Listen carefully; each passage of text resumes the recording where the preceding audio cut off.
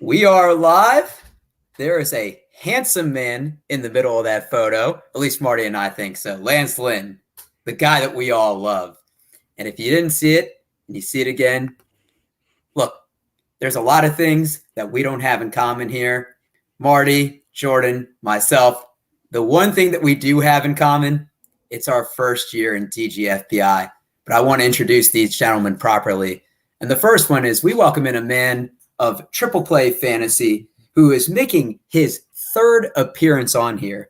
Now, this man has been touring a lot around LA, skateboarding, eating some good food, an ambassador of afternoon baseball, the co-host of Between the Scenes with Marty and Mac.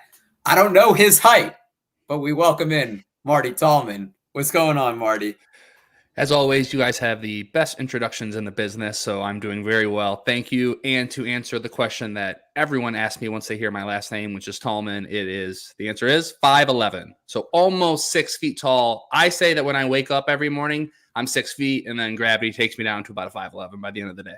I was going to say, 5'11" is one of those things like on the apps, like especially the dating apps, where you just round up. You're tall compared to me. But the other guy on my right, we welcome in a guy who's ahead of the curve, a contributor for Rotoballer. He might be the youngest member of TGFBI, but he's here to school us today.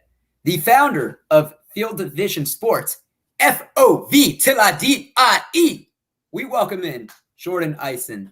What's going on? Hey guys. Yeah, I've heard a lot about your intros. Every time I listen to one of your episodes, I hear them, obviously. It feels good to have one for myself now.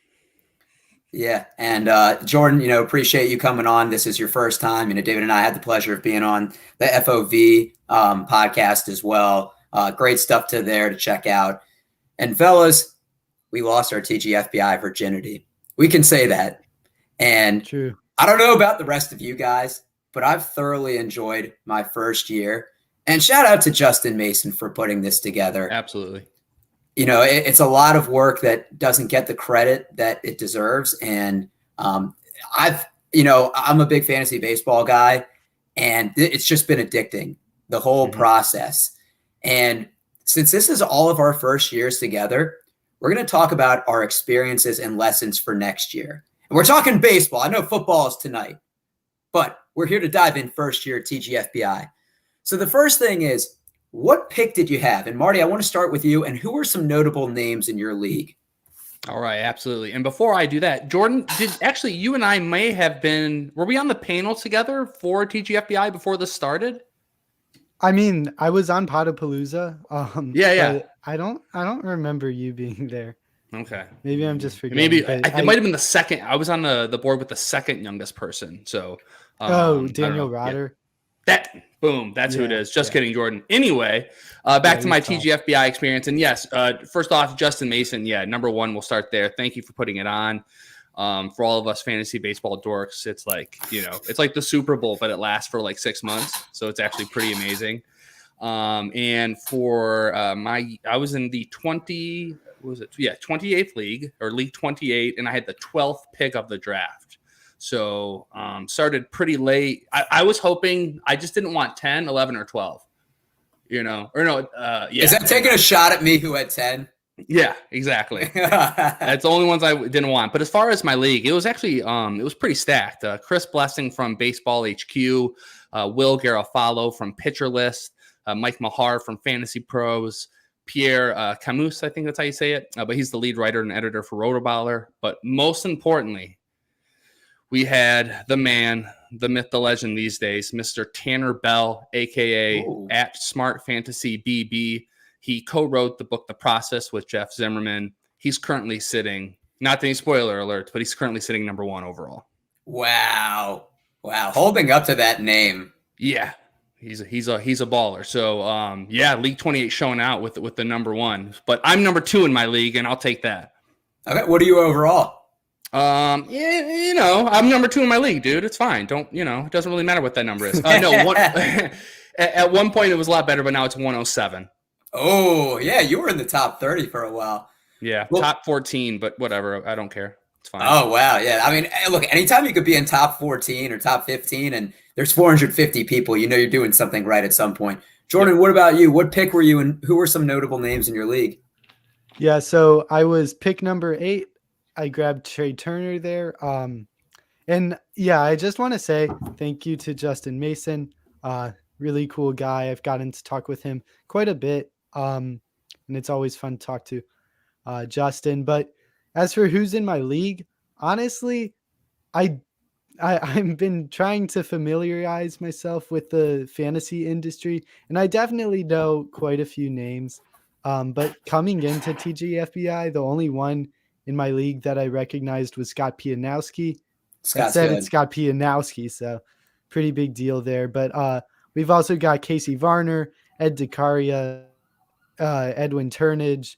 There's a lot of guys. And I mean, I've gotten to know them, and now I definitely know all their names. Also Alex Chamberlain, can't forget him. Oh, yeah. Um, He's good. You guys got some good people in your league. Wait till I tell you mine. yeah, I'm very happy with mine. It's been a really fun experience. Oh, that's awesome to hear. And I think the most important thing is having fun. You know, there's obviously bragging rights, but it's not like you're putting up money for this.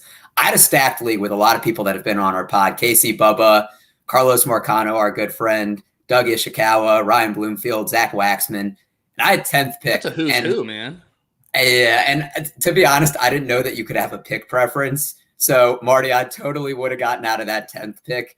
I did, and it didn't matter. The Kentucky Derby style still got me. So yeah, it's something that, and as we talk about our lessons and experiences for next year, that's something we definitely want to touch on. Now, Jordan, I want to go back to you because you had mentioned that you took Trey Turner for your first pick. So this is a kind of 2-in-1 right here. We got our good friend Mike Carter checking in. What's up, guys? Mike, wish you were in my league. We would have had a lot of smack talk between us. But Jordan, I kind of want to ask you these two-parters. One, give me some of your best and worst picks. All right, so there definitely are some like decent picks, but other than those decent picks, basically all of my picks were my worst picks. It was a really terrible draft. I felt decent about it once it was done, but like I have the likes of like Luis Castillo, Carlos Carrasco, Steven Strasburg. Those were 3 of 5 picks. Jesus Lazaro's here. My whole starting pitching was just decimated. Like after a month or two, I had like a 6 ERA, and I just could not come back from that. My closers were Joaquin Soria, Amir Garrett, Sean Doolittle, and Will Smith too. Will Smith and Jordan Romano have stuck on my team the whole season. They're some of the only ones, but I did have some decent picks that I do want to kind of toot my own horn about. That's what this is for. Yeah. I grabbed Max Muncy. I was really high on him Great coming pick. into the season, and glad I got him there. Herman Marquez, I got really late. I was surprised how late I got him. And I mean, it's definitely been a bumpy ride, and he hasn't fully contributed purely good stats to my team, but where I got him, I'm happy. He's probably been I guess Luis Castillo, but he's been my second best pitcher. So that's more about who else I have on my team, but it worked out. I also grabbed Justin Turner really late. I like that pick. I'm just scrolling through, and then really late, like the pick after, like Joey Wendell, Jake Diekman, Chris Archer was picked. I was just like, and I grabbed Jordan Romano because Kirby Yates wasn't injured yet. And I just thought that Jordan Romano, maybe he could take over. He was really good in 2020. And then Kirby Yates, like the day after I took Romano, and he's definitely been a very big fixture on my team. So Jordan, let me ask you, what was your strategy? Did you have a hitter heavy, a pitcher heavy approach? Did you try to mix it up? So something that I wanted to do in all of my leagues, and it kind of started as I was doing TGFBI. I wanted to get my steals early and starting pitching early as well. And then some sort of DH at some point who would boost me in batting power. And then just fill in the rest of the hitting categories later on. Do that. So my first picks were Trey Turner, steals, Luis Castillo, pitcher, Al Tucker, steals, Carlos pitcher, Steven Strasburg, pitcher, Alvarez, DH. So that went well, like when it was happening. Of course, Carrasco and Strasburg did not work out at all. For the first couple months, Luis Castillo looked terrible. I didn't drop him, which I'm very thankful for. But I did execute that strategy pretty well, I think. And then another part of it was I wanted Max Muncy to kind of like free up the loss that I took in position flexibility from taking a TH. So I think I had the right process, just the results were terrible. I mean, that's a big thing is, everybody has their strategy and the results won't always be there, but you stick to the process and the methods of how you evaluate these players. Mr. 6 foot on a good day. You must have had some pretty good picks to be number 14 at one time. So let me hear some of your hits. Let me hear some of your misses and then the strategy of which you drafted. All right. So we'll start off with my number 1 pick. So it was Trevor Story. And at the time, to get him with the 12th pick of the draft, I like that because, and Jordan already alluded to it, the goal is really for me in the first 5, 6 rounds is to get elite pitching and players that are going to be able to hit 20 plus home runs, keep a good batting average, and also get you 20 steals. So if I can get that, in the first couple, that's what I'm going to be going for. I'm going to start with my best pick of the draft, and about halfway through the season, it was Spencer Turnbull. I got him in the 24th round, and he was actually doing really well for me all the way back there. Eventually, as you know, he got hurt rest of the season. So, that was pretty – that was the beginning of the end, as they say. I also really like Jesus Aguilar, who I got in the 25th round. He's currently second in the NL and RBI, so I like getting him all the way back there. But my best pick had to be Avisal Garcia. So got him in the 27th round, third to last round, so basically free. He's batting .266 with 25 home runs, 79 RBIs, and 7 steals. I was doing some digging around here, and he's one of 13 players that have 25 home runs and at least 7 stolen bases. So wow. All the way back there, I will take it. Transitioning to my bad pick. So number 1, I made my second round pick was a mistake. Aaron Nola. Wait. Is Aaron Nola the most Jekyll and Hyde pitcher this year? Like he has overtaken Herman Marquez as the most stressful pitcher to own. Like he'll throw. He hasn't even really been good. He'll throw a complete game shutout and then get against like a team like the Cardinals and then get bombed for like 7 runs against the Rangers. I don't understand it. I know. And coming into the season, I had him ranked in front of Lucas Giolito. I can't blame you. I was high on Nola as well. So starting there, Aaron Nola, and mostly because Walker Buehler still on the board, Brandon Woodruff still on the board. So I know it's like Monday morning quarterback or whatever, but it's hard to look at that. And then what was some other bad picks here as we roll through? I don't know. That one just hurt the absolute most. So I'll just stick with Aaron Nola.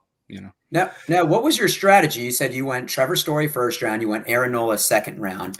So were you trying to split it between hitting and pitching? Was it kind of best player available? Yeah. So coming into the draft, I had the idea that I wanted to really get as many starting pitchers and an elite reliever, within the first 10 picks. So that was my goal. But I ended up being actually just pretty balanced. So in the first 10 rounds, I drafted 5 pitchers. 2 of them were closers. And then in the first 15 rounds, I had 13 pitchers. So, I split it. Okay. All right. I like it. And some good balance.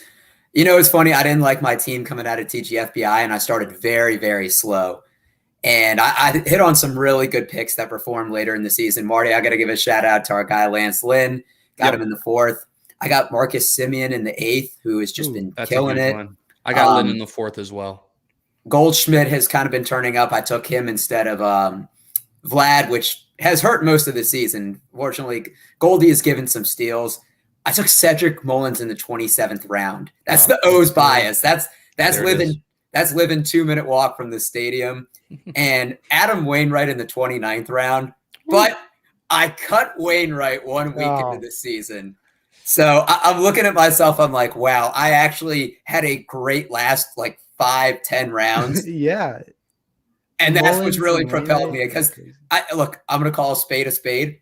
I missed on a lot of my early picks. I took Zach Plesac in the 5th over Zach Wheeler. I went against my gut. Me, David, and Cheesecake were in a group chat, and they're like, but Plesac fell. Like, you go with your gut, but we take Plesac. I was like, okay, it's a bad pick there. I took Travis d'Arnaud in the 9th round. I know it's a 2-catcher league, but I think that's something where I was really high just because of the Braves lineup and not because of how he's performed. And Alex Kirilloff in the 14th. Now, I know he hurt his wrist and injuries you can't foresee, but Carlos Marcano was behind me, and I just wanted to snipe him. You guys ever do that sometimes where you take someone because you know somebody else wants him and you don't even really want him that much? Yeah, and I think that happens a lot, especially when you're home leagues, because you know everybody, you know what they want to get, and so you might, overdrafts. As of right now, and this is going to be going on probably until Lance Lynn is done, but I think this may be the last time I get Lynn in the 4th round. I think those days are done. Yeah, and especially how he's looked this year. I mean, he's definitely going up higher. And my strategy, look, my first pick was Christian Yelich, and it was between him and Jose Ramirez, and that looks like the wrong pick for sure. But I wanted somebody that I felt like could contribute in all categories. And I think Christian Yelich was probably one of the biggest question marks. Had an awful year last year, the year before, had an MVP caliber season, somebody that could provide 30-plus home runs, 25-plus stolen bases, give you some batting average. I mean, I really expected the Brewers to take a step up, and they have this year. They're most likely going to win the NL Central, but a lot of it is on the backs of their pitching. And I want to ask you, are you in on him next year, Yelich? Christian Yelich? Or are you completely done with him? I'm not done with him. What's but I'm his not ADP though? I'm not spending a first 2-round pick on him. If I can get him in the 3rd, I think that's good value there because he's still relatively young. But I can't spend an early round pick on him. Like it's kind of the same thing with Cody Bellinger, where you're chasing the memories of what they were a year or two ago. But with the past we've seen in the 1.5-year sample size between this and the 60-game season last, I don't think you can justify an early pick on them anymore. Yep. And I think it's going to be through each league, there's going to be at least one guy who's going to be like looking at Cody Bellinger in the 4th, 3rd round, and they're going to take him every time. And that's not going to be me. Yeah. Last night I went to a Cardinals game versus the Dodgers, and I didn't realize this. Cody Bellinger's OBP is worse than Albert Pujols' average. Yeah. It's so bad. There's a funny meme going around. It's like the Dodgers have no holes in their lineup, and it's Cody Bellinger, and it's just like this huge like crater deep hole. And it's really unfortunate because, I mean, this was a guy that pretty wild. Like 2 years ago, I think he was second to Yelich in MVP, but hit like 400 for the first month. And look, my strategy was similar to you guys. I figured with the pitching we saw with, studs like Verlander and Strasburg, and I'm blanking on a couple others that had serious injuries, ramping their arms up in the shortened season. Yeah, Syndergaard. Syndergaard, that you needed to build pitching. So 3 out of my first 5 pitches, I went Flaherty, Lynn, and Plesac, thinking, okay, I can then push pitching on to the later rounds. And it's just kind of interesting. I know the Toby bat flip crazy strategy of pocket aces. A lot of people followed this year as well. They did. And really quickly on that, Tanner Bell, who's number 1 overall, he did pocket aces. But listen to this. Although he did that, one of his pitchers was Shane Bieber.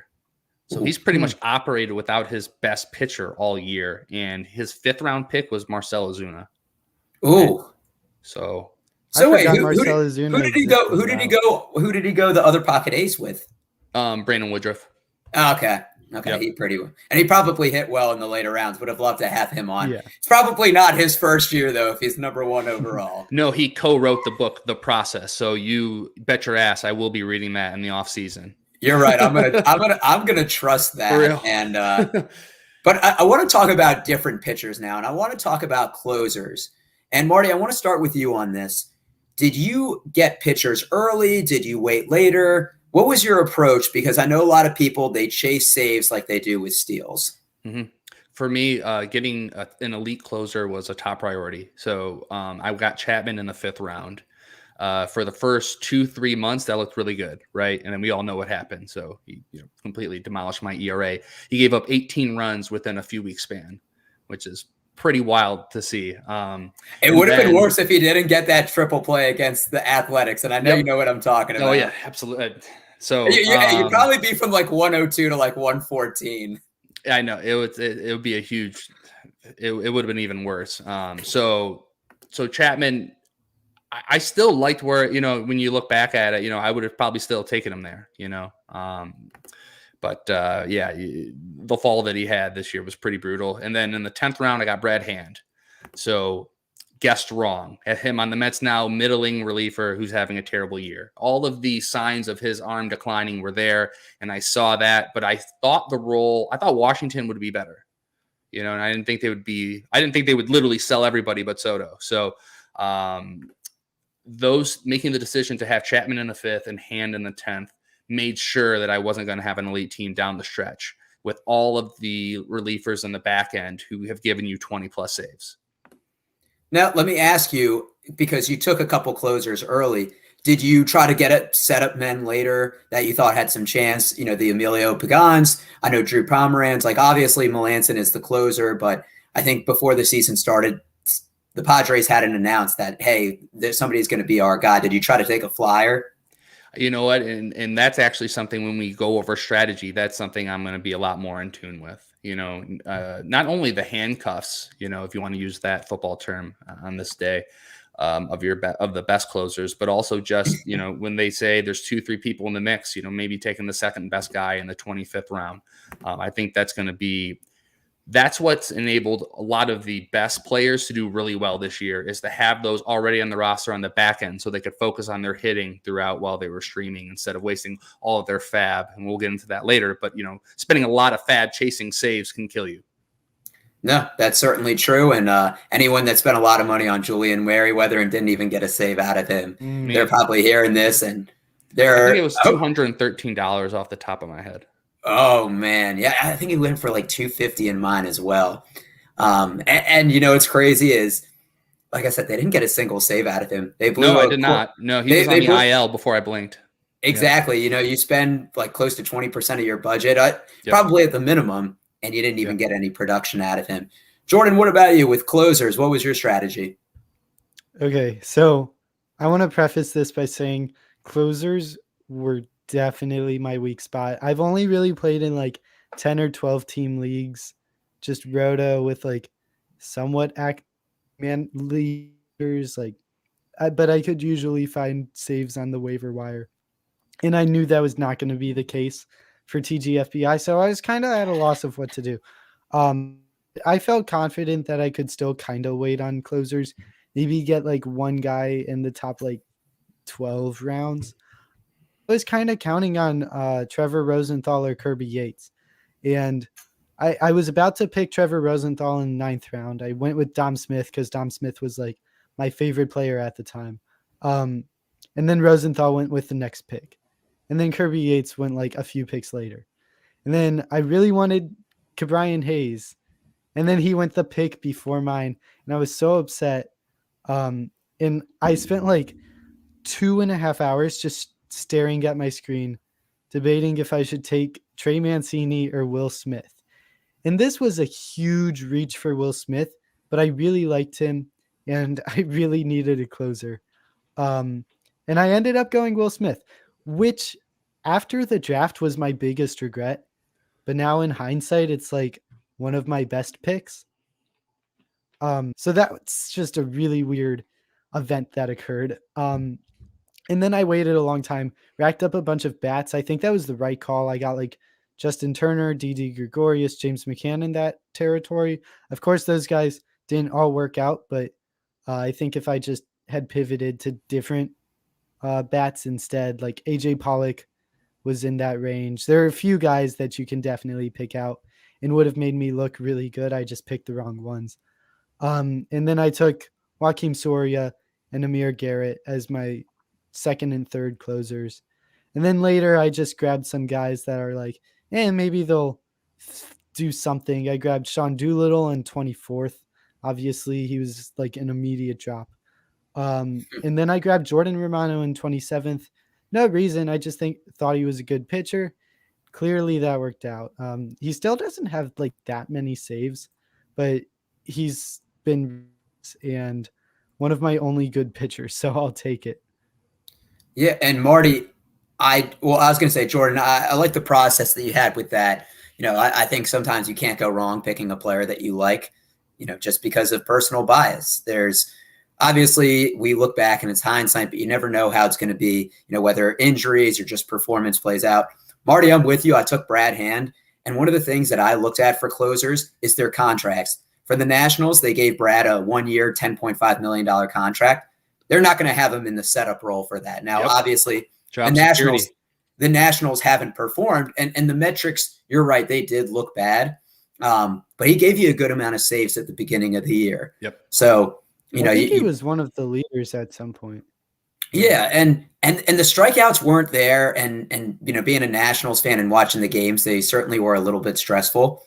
I also went with Will Smith. He signed a 3-year, $40 million contract with the Braves, and them being one of the front runners to come out of the NL, especially playing in a weak NL East, figured the Marlins weren't going to contend.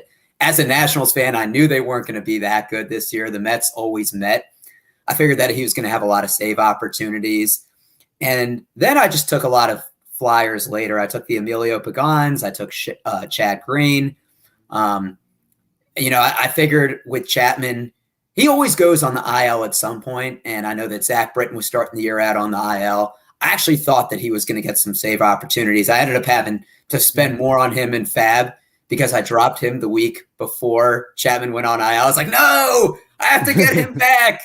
So I ended up also, I don't know what pace your drafts went at, but mine, Aroldis Chapman, actually no. In all leagues, Aroldis Chapman was suspended for and it was like, you can start Chad Green for that first weekend, maybe pick up a couple saves and then just drop him. So maybe it was something like that for you. And I mean, clearly that didn't work out. Yeah, it's just, once again, it's the learning experience, and once again, it's speculation. If you can get a cheap source of saves in the 20th round or, in the last couple rounds, why not? It's a dart throw at that point.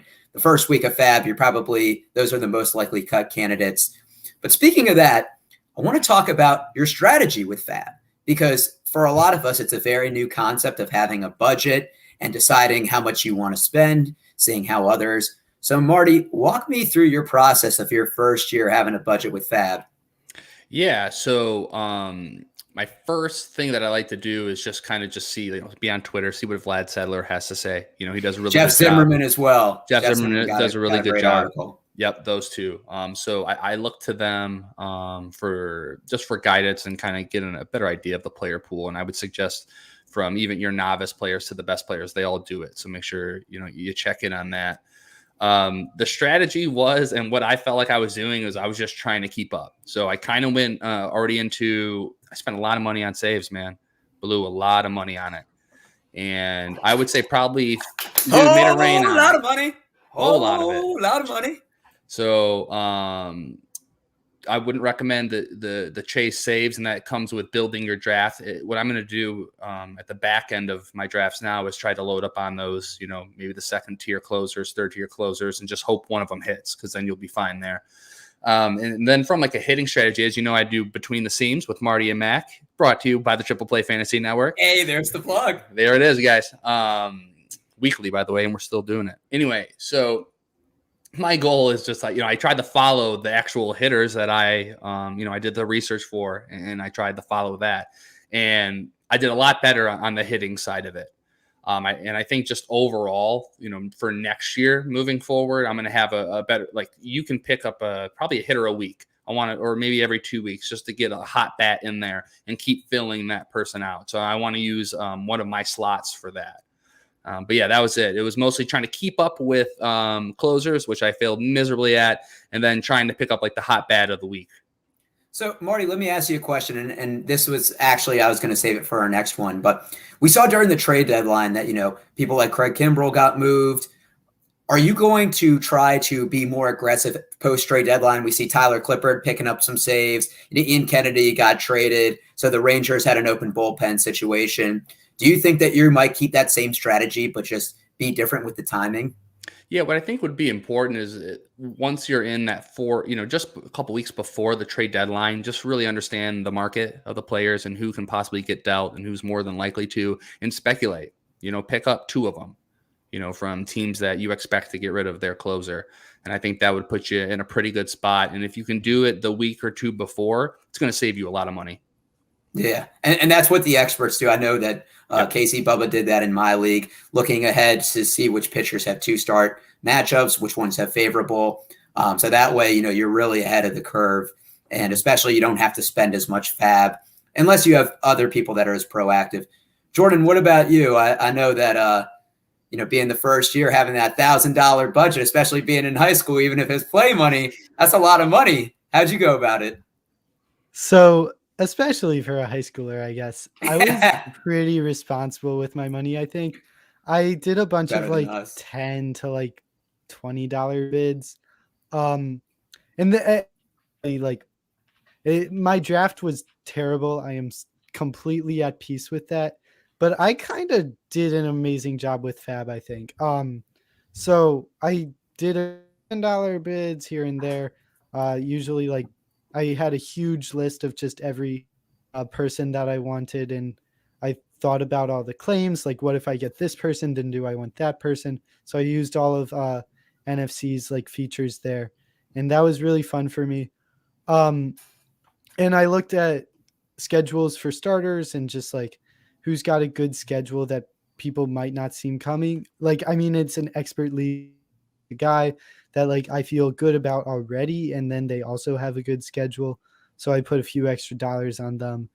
But basically what my fab strategy is those small bids, nothing too significant, like probably nothing over $50 until after Alek Manoah's first start, and then I really, really splurged. I think I had you guys on the podcast right when that fab period, the Alek Manoah fab period was going on. And we were like, are we going to spend $400 on him? And I came out of that episode feeling really good about Manoah. Spent $378 and I got him. And I actually have no regrets. I liked how it worked out. And I've just been getting to spend my $20-ish a week since then, usually less. But if there's a player that I want for 20, 30, 40, I can usually grab him. Some of the players that I did, and it's a pretty decent list. In week 2, I got Michael A. Taylor, who doesn't really sound like that great of an addition, but he's been starting in my lineup. He's streaky. He's streaky. Yep. As a Nats fan, he's streaky. Yeah.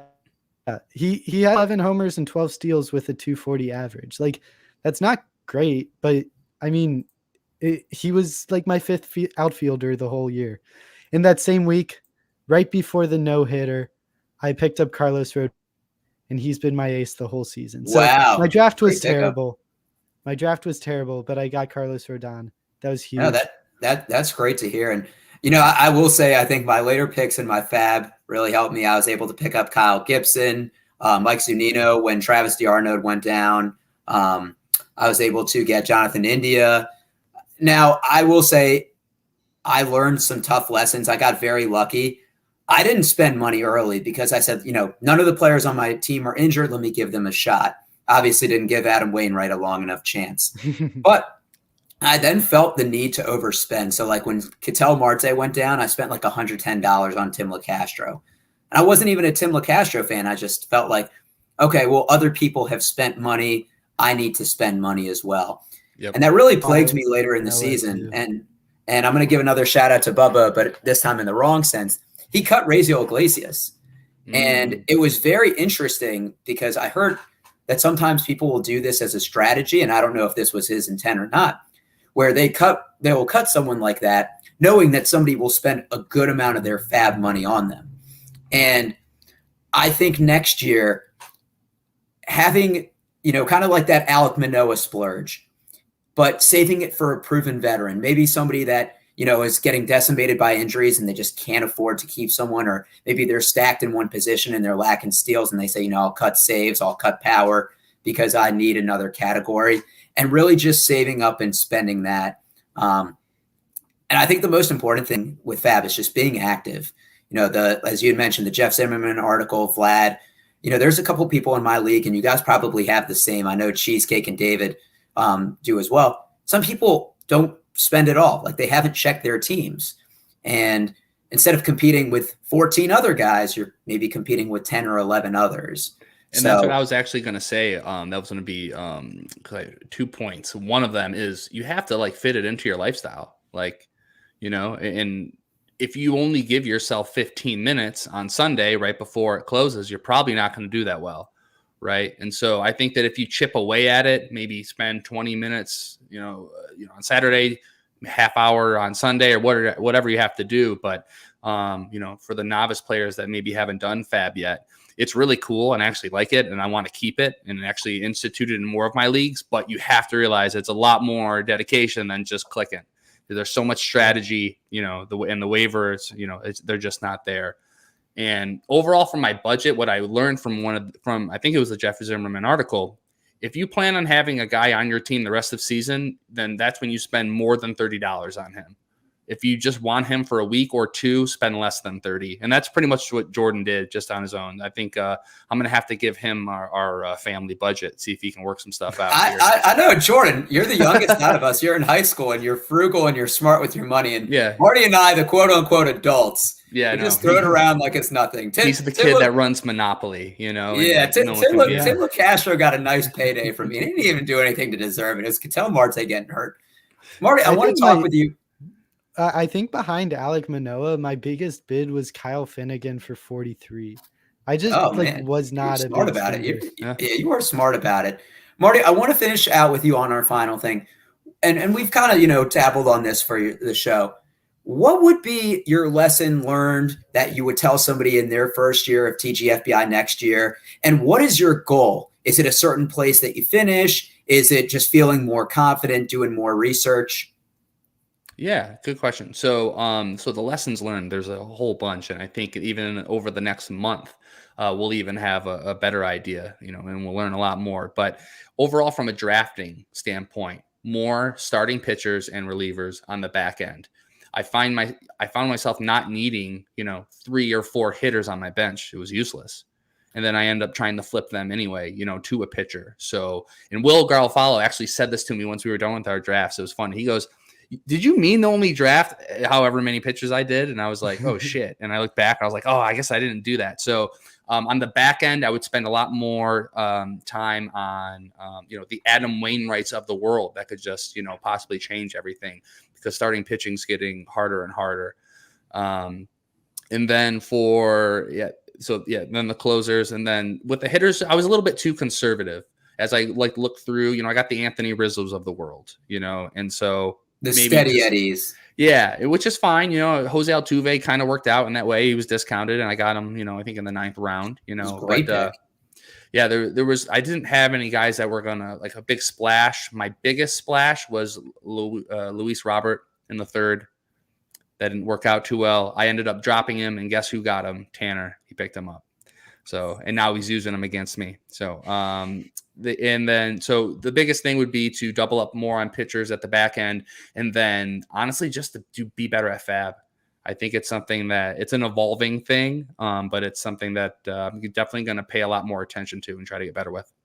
Yeah, that's great to hear. Do you have a certain place that you'd like to finish within next year? Top 100, top 50? Yeah. So for an overall goal, number one is just connecting with this community. And that's the best thing about TGFBI. I have so many group chats and, on Twitter with people and people I don't even know, we're like Instagram friends, and we're like, "Hey man, did you see this?" So number one, just learning more about the community, keep growing, keep working, at getting better at fantasy. But from an overall standpoint, I want to be number one next year, man. Oh yeah. Yeah. If you ain't first, you're last. Jordan, what about you? What are some lessons that you've learned, and kind of what is your goal for next year? Yeah, so of course I'm not doing this full time. I'm in high school and taking hard courses. I'm so glad I'm done with school. It feels close already, and I'm only in my senior year. But anyways, it's sometimes hard to get things done on time. Once we hang up on this call, I'm going to spend a lot of time on my fantasy football rankings before they're due tonight. Um, my goal for fantasy baseball is to have my rankings, or at least preliminary rankings, done before TGFBI. Because going through the draft without rankings, I think really messed me up. Even if it didn't lead to like different decisions, I just spent an unhealthy amount of time uh, pivoting on different players. Like every pick took me so long to just like click that button. It wasn't because I was unaware it was my pick. I knew exactly when my pick was when it was coming up. It just Yeah, and was getting so used to hard slow to. drafts, I think, is something we can all get better This at. is the first slow draft I've ever done. Yeah, no, Yeah, I me was too. like, yeah, exactly. So Yeah, so getting my rankings done, and I think that would help me in the draft, or at least give me like a more pleasant process, because that was kind of rough. Also, doing mock drafts before it.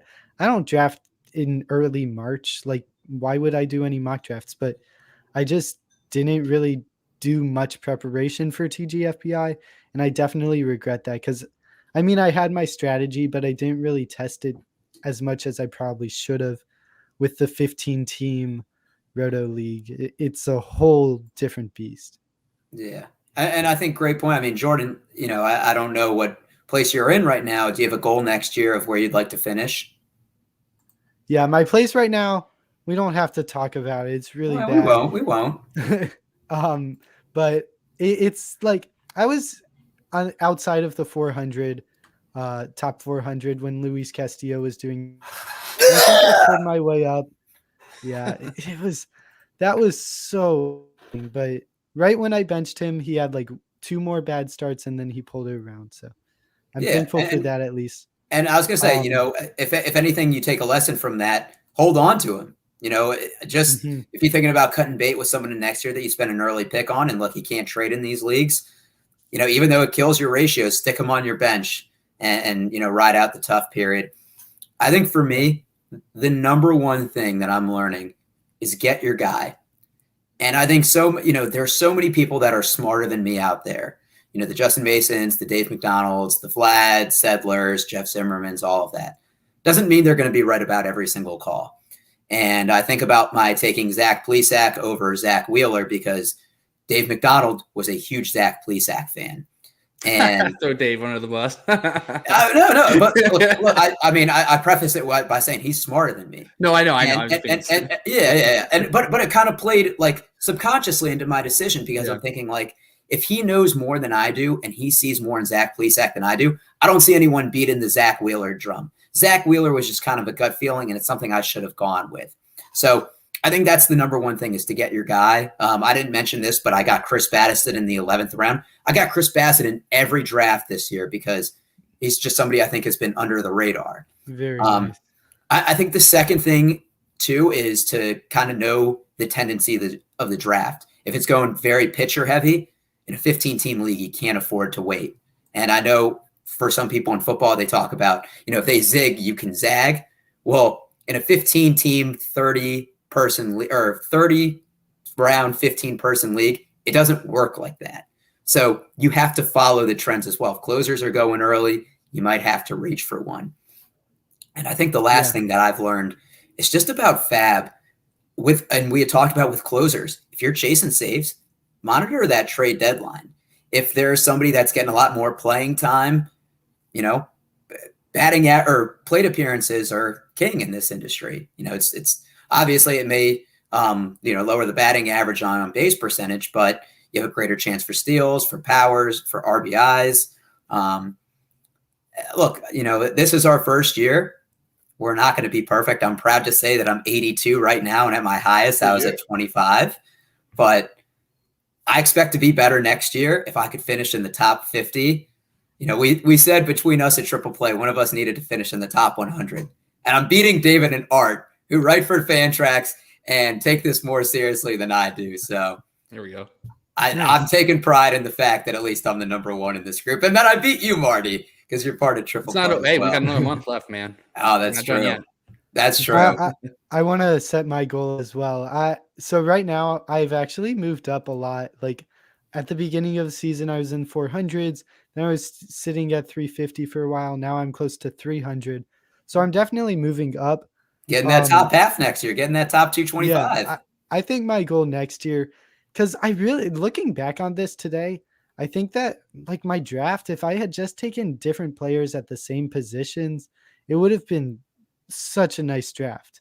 So I think top 100 is pretty realistic. Like I did a good job, I think. I'm pretty proud of that. I think 100's something I can accomplish next year.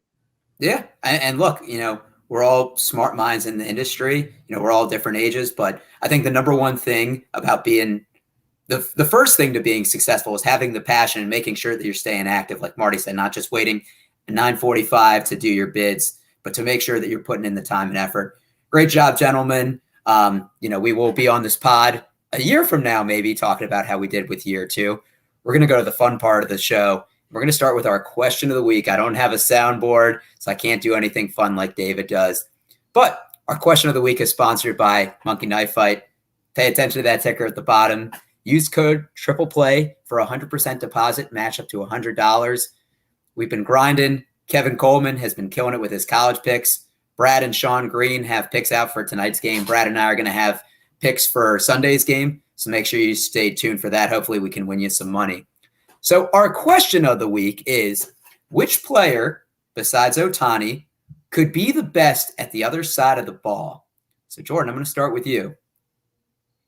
All right, my answer here, and I thought about this a decent bit throughout the week, just as like I'm bored, I need something to think about. I thought about this question. I'm glad you put time into it. Glad you didn't think of it on the spot. My final answer, I've got Brian Hayes. Okay, you think he can pitch? He seems like he would be a good pitcher. I don't know why. He's only 5'10". Like, it's definitely not realistic, but he's really lanky. I thought he was taller before I looked it up just now, to be fair. But I could see it. He just kind of has the feel of a pitcher. And it's really random since he's been really bad this season. But I could see he just kind of feels right. I'm interested to hear who you guys have, though. All right. Well, Marty, hopefully you didn't take my guy. Who are you going with? I'm going to go with Lance Lynn, baby, because earlier this year, he ripped a single and got a run scored. It was absolutely amazing. And I feel like with that body, he is designed to hit bombs all day. He might bat 195, but I feel like, if he just, he focused in all of his fastball craziness and he just put that in the hitting, he could do it. He's the man. You know what? That's not a bad answer because you and I are on the same page. Like Lance Lynn, I don't think is on any social medias, but I think our dream is just that he acknowledges us one day. I mean, Lance Lynn could literally chug a beer and be like 10 beers deep, say I'm sober, go out and crank a home run with the opposite, batting lefty. For me, it's Jacob deGrom, and he started this year batting 12 of 31. So he had 414 for his first 31 plate appearances. Now, obviously, he probably won't play again this year, but he finished with a 364, 394, 758 triple slash. He had 6 RBIs. He has 3 home runs for his career. So for his career, these are his stats in 8 years. 204 batting average, 3 homers, 29 RBIs, a stolen base, 17 walks. So I think about how many pitchers can hit the Taiwan Walkers that literally just go up there and take pitches and, will walk back to the dugout. I mean, if Jacob deGrom is having one of the best seasons pitching of all time with, I think he's pitching with a 1.08 ERA. Imagine his hitting stats if he put as much time into that craft. And I wonder how many. Go ahead. That would be. If he spent time on it, he could be like actually really good. Yeah. He's something. And I'm wondering how many base on balls he's earned himself compared to how many he's given away. I wonder what that percentage is. So there was a stat this year. I'm trying to remember, and obviously it's not going to sound good since I don't have it officially, that he had walked more last year 4 times than he did in like his first 10 outings. Or it was something ridiculous like that. And it's going to be one of the biggest shames of all time that he wasn't able to finish this year out. I know. I had him in a few leagues, and I mean, it's bigger than that, to be able to see what he was doing. And, he needs to go off the Mets, man. I'll just say it, dude. Nothing good happens there, man. Exactly. It's just like the Lions in football. It is what it is, man. I love Detroit. I'm live in Detroit. It is what it is. You don't come to the Lions to win. You don't go to the Mets to win. Yeah. No, that's very true. And I think fingers crossed for whatever team Jacob deGrom is on next year that he's just healthy, because baseball's better when he's in it. Good talk, gentlemen. Yeah. We're going to go to the last part of the show, and it's the question of the week. Or, I'm sorry, the game of the week. So I played this a couple weeks ago. Quickly, I have one word to say about Jacob deGrom. Since his real breakout in 2018, he has a 5.3% walk rate pitching, and let me see, batting in his career, he has a 4.0 walk rate. Oh my God. So that's a 1.3 point difference. There it is. Just crazy. It sounds like a video game stat, but that's just shows how dominant Jacob deGrom is. Going back to our game of the week, and we played this a couple weeks ago with David and Micah from Fantasy Central. David said it was a bad game, but that's just because David sucks. So what I have is, for each team, I have the last person that finished either within the top 5 in Cy Young voting or the top 5 in AL or in MVP voting. So, for example, I'm not going to use this one, but if I said, give me the last Seattle Mariner to finish top 5 in the MVP voting, the answer was Robinson Cano, and in 2014. You don't have to give me the year, you just have to give me the player. So I'm going to give you the category and the team. You're going to buzz in with your name. If you get it right, you get a point. If not, the other person has a chance to guess. And we're going to do whoever gets 3 points first. Any questions? Okay, let's go. All right. Tell me the last pitcher for the Toronto Blue Jays to finish in the top 5 of Cy Young voting. Marty. R.A. Dickey. Incorrect. Damn it. Jordan. I'll just take a guess. Marcus Stroman.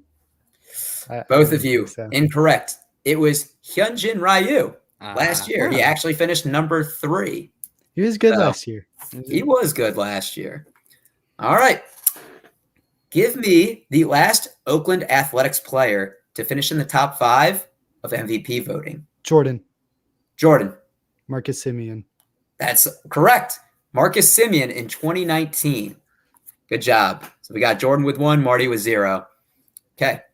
Give me the last Kansas City Royal to finish top 5 in the MVP voting. Marty. Zach Greinke. Incorrect. Jordan. Mike Moustakas. Incorrect. Lo Cain. 2015. Okay. All right. Give me the last Baltimore Oriole to finish in the top 5 of the AL MVP voting. Marty. Jordan. Marty. What's his name? Why can't I remember his name? He has Chris Davis. Chris Davis is incorrect. Jordan, we're going to you. Adam Jones. That is also incorrect. It was Manny Machado, wasn't it? It was Manny Machado. Damn it. I knew. You know what? Maybe this game does suck. I thought this would be a little bit easier, but I like the game. So many options. It's not the game's fault. You guys are doing better than David was, so I can say that. All right, the next one. Give me the last Texas Rangers pitcher to finish top 5 in the Cy Young voting. Jordan. Lance Lynn? That's correct. Marty, I was trying to give you a gimme on that. I was like, he was the first guy that popped in my head, but I was like, no, he wouldn't make it that easy. I was trying to tie it 1-1. All right, Jordan, you get 1 more and the game is over. All right. Give me the last pitcher for the Los Angeles Angels to finish in the top 5 of Cy Young voting. Marty. Jared Weaver. There we go. That's a throwback name right there. He was top 5. Wow. Jared Weaver in 2012. So we got Marty on the board with 1, Jordan with 2. The next one. Give me the last Minnesota Twins hitter to finish in the top 5 of MVP voting? Marty. Marty. Nelson Cruz. Incorrect. Jordan for the win. I feel like I should know this. It's gonna be someone that is it like Brian Dozier? Incorrect. Joe Mauer. Got to go back to 2009. All I right. would not have gotten that. Give me the last hitter for the Yankees to finish in the top 5 Jordan. of MVP voting. I'll go Aaron Judge. Incorrect. Marty. Oh, wow. It's not Stanton. I'm gonna go Stanton. I don't know. Incorrect. Giancarlo Stanton can't stay healthy. I would never give him credit. I would never give him credit on this podcast. It's DJ LeMahieu. Oh, is it? Oh, I was who gonna finished say top? Who finished in the top 5 last season? Yeah. They'll let you know how many Yankees games I watch. That's true. All right. We still have 2-1. This is going to be an hour and a half podcast by the time we're done. I like this. I know. I feel like that's why I did 3. Last time I did 5 and I had to cut it down. Give me the last pitcher for the Oakland A's to finish in the top 5 of Cy Young voting. Marty. Jordan. Marty. Barry Zito. Incorrect. Jordan. Frankie Montas. Incorrect. Sonny Gray, 2015. Yeah, Frankie Montas was like a half season. Yeah. And then he got busted. All right. Give me the last Pittsburgh Pirate pitcher to finish top 5 in the Cy Young voting. Marty. Marty. Is it Garrett Cole? It is Garrett Cole. Oh, yeah. Okay. Back in 2015. Probably his only good year with the Pirates. All right. So we got a 2-2 game. This is what I wanted. Let me see which one I want to go to next. All right. Give me the last Philadelphia Phillies hitter to finish top 5 in the MVP voting. Marty. Ryan Howard for the win. Back in 2009. Came back from a deficit. Marty, I don't have the applause on there. I'm going to clap for you. Thank you. So thank you. I will go. I thought about saying Ryan Howard, and then I was thinking. I thought somebody was going to say. I had the Subway commercial in my head, dude. I was ready, man. So, Marty, let me go to you first. First of all, congrats on the victory. I don't know if this is the first one you have on the pod. I think it's the first time. All right. Well, here we go. Since we already brought up virginity once, you broke the virginity of triple play lack of wins. So, Marty, first, let me give you your FaceTime 30 seconds. Tell the audience where they can find you, any stuff you're working on, anything that projects. Yeah. So, well, first, thank you for having me on. It's always a pleasure to sit down with you guys, talk about baseball. You can find me on Twitter at Marty_Tallman, as you see here in front of me. I do the Between the Seams. It's basically a YouTube video for YouTube for Triple Play, where we go through 6 hitters and pitchers each week that will help provide you the boost that you need. So watch it. It will help you out with Fab. It will help you out in your 10, 12 team leagues, all of it. And you can find that here at Triple Play Fantasy. I just got to give him a quick shout out. Look, I had David's wedding. I do stuff. Rain, shine, holiday, regular day, morning, night. Marty and Mac do Between the Seams. I mean, this man got up at 5 a.m. to record with Christian. So if that isn't dedication, I don't know what is. Jordan, I also want to thank you for coming on. Can you tell the audience where they can find you, some of the stuff you're working on? Yeah, sure. You can follow me at FOV Sports on basically any social media. I definitely spend the most time on Instagram. I put out 2 posts per week, fantasy baseball, fantasy football. If you're watching on video, here there it is. Make sure, FOV_sports. Yep. And I definitely spend a lot of time making the graphics so that they're aesthetically pleasing, but also like good quality things that I actually think about and like work on spreadsheets. And you can find my podcast, Field of Vision Sports, anywhere you listen to podcasts.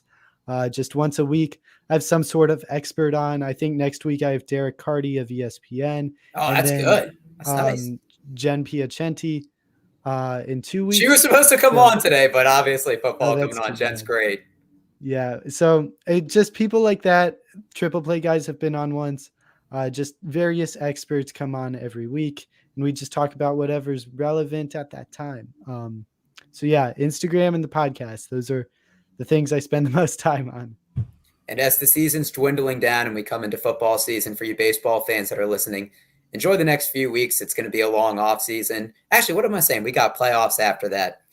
I want to give a special shout out to the Triple Play Baseball Show. David and Art aren't here right now. This is our 99th episode, and we're going to have a very special thing coming for our 100th. For our listeners, Art, aka Little Cheesecake, is going to come back for it. It's something we're really looking forward to. We don't want to give away too much, but just the fact that we've had the support we've had through the past year and a half getting through the pandemic, we're really excited to hit this milestone. So for everybody listening, make sure you enjoy another week of baseball. After listening to this, you better get on your fab before 9:45 on Sunday. And to steal David's quote, we're going to make like a bread truck and haul these buns. We'll catch you guys next week.